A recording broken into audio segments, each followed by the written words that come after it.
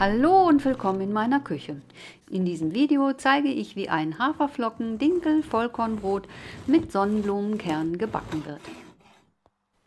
In diese Rührschüssel gebe ich 75 Gramm Sonnenblumenkerne, 150 Gramm Haferflocken sowie 30 Gramm Flohsamenschalen. Dazu kommt jeweils ein halber Teelöffel Fenchel und ein halber Teelöffel Koriander. Die beiden Gewürze werden im Mörser zerkleinert oder man nimmt einen Teelöffel fertiges Brotgewürz. Zu diesen Zutaten wird schon mal die Hälfte des Salzes gegeben, ein Teelöffel von Zweien und alles wird untergerührt. Dann werden 300 Gramm heißes Wasser darauf gegossen und alles wird 15 Minuten zum Quellen stehen gelassen. Das sind aber nicht alle Zutaten für das Brot. In einer zweiten Schüssel werden die Mehle abgewogen, und zwar 100 Gramm Roggenmehl und 350 Gramm Dinkel-Vollkornmehl. In die Mitte wird eine Delle gedrückt und da rein kommen 20 Gramm Hefe, ein halber Würfel. Auf die Hefe werden 50 Gramm kaltes bis lauwarmes Wasser gegossen und die Hefe mit dem Wasser verrührt, bis man das Gefühl hat, dass sich die Hefe im Wasser aufgelöst hat. Dabei mischt sich etwas Mehl in den Brei, das macht nichts. Diesen Brei lässt man ca. 15 Minuten stehen, damit sich die Hefe entfalten kann. Das trifft sich ganz gut, denn auch die Haferflockenmischung muss ja noch quellen. Auf gar keinen Fall darf man Salz in den Hefeansatz geben.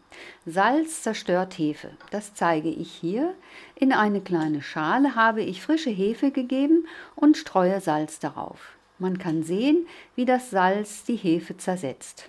Deswegen habe ich das Salz eben auch schon unter die Haferflocken gemischt, damit es sich dort schon mal gut verteilen kann. Die 15 Minuten sind um. Die Haferflockenmischung ist ziemlich fest geworden. Es kommt noch ein Esslöffel Rübensirup dazu und ein weiterer Viertel-Liter Wasser. Ich lockere alles mit einem Löffel auf. Das Mehl mit dem Hefeansatz wird darüber geschüttet und das restliche Salz über das Mehl gestreut. Alles lässt man nun gut durchkneten. In meiner Knetmaschine habe ich nicht lange benötigt. Auf Stufe 1 waren es 5 bis 7 Minuten. Ich habe die Maschine zu keiner Zeit schneller als auf Stufe 1 laufen lassen. Lasst euch bitte nicht von der Zeitraffer täuschen. Man muss Geduld haben, irgendwann kommt der Teig zusammen, auch wenn es am Anfang nicht den Anschein haben mag. Hier kann man jetzt sehen, dass der Teig einen zusammenhängenden Batzen bildet, der sich vom Rand der Schüssel abgelöst hat. Jetzt ist es gut. Ich lasse es mir nie nehmen, den Teig nach dem Kneten aus der Schüssel zu holen und nochmal von Hand durchzukneten. Auf diese Art bekommt man ein Gefühl für den Teig. Er kommt wieder zurück in seine Schüssel, wo er zugedeckt 1 Stunde gehen kann, bis er sein Volumen sichtbar vergrößert hat. An warmen, klaren Tagen kann das etwas schneller gehen als an kalten, trüben, regnerischen Tagen. Hefe ist ganz offensichtlich wetterfühlig. Auch mit Hefe macht man mit der Zeit so seine Erfahrung und lasst euch bitte niemals entmutigen, wenn das Ergebnis nicht ganz euren Erwartungen oder den Bildern in den Zeitschriften entspricht.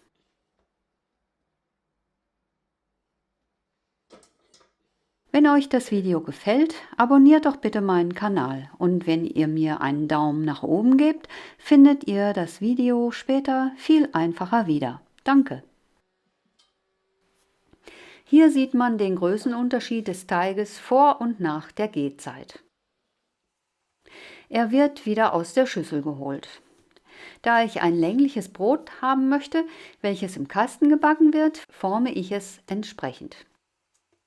Der Teig sollte dabei nicht zu fest zusammengedrückt werden, damit er möglichst wenig von seinem Volumen verliert. Anschließend kommt er in die Form, die ich mit Backpapier ausgelegt habe. Damit das Brot nicht aufreißt, mache ich mehrere Einschnitte.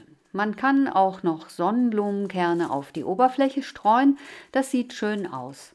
Leider fallen die Kerne aber zum größten Teil beim Schneiden wieder herunter, deswegen mache ich das nicht mehr. Das Brot darf nun noch weitere 30 Minuten ruhen, damit es noch weiter aufgehen kann. Der Backofen wird auf 240 Grad vorgeheizt. Nach der Zeit wird das Brot in den Ofen geschoben. Ich habe eine Toastbrotform mit Deckel verwendet, man kann auch eine einfache Form nehmen. Das Brot wird zunächst 15 Minuten bei 240 Grad gebacken. Wer das Brot ohne Deckel bäckt, stellt noch eine Tasse Wasser in den Ofen. Nach 15 Minuten wird die Hitze auf 200 Grad reduziert. Die weitere Backzeit beträgt dann noch 45 Minuten. Die gesamte Backzeit beträgt also 60 Minuten. So sieht das Brot aus, wenn es aus dem Ofen kommt. Man muss es gut auskühlen lassen, bevor man es anschneiden kann. Ich habe das Brot am Abend gebacken und konnte es einfach über Nacht auskühlen lassen. Das war ganz praktisch. Hier schneide ich es an. Es ist fest, überhaupt nicht trocken und hat dank des Fenchel- und Koriandersamens einen wunderbar würzigen Geschmack. Hier erhält das Wort Butterbrot wieder seinen eigentlichen Sinn, denn dieses Brot, einfach mit frischer Butter bestrichen, ist ein Hochgenuss. Ich hoffe wirklich, ihr probiert es einmal aus. Dieses Brot ist unheimlich lecker, macht relativ wenig Arbeit und ist auch nicht zu zeitaufwendig. Vor allem aber kommt es ohne Weizenmehl aus. Hier ist noch die Zutatenliste.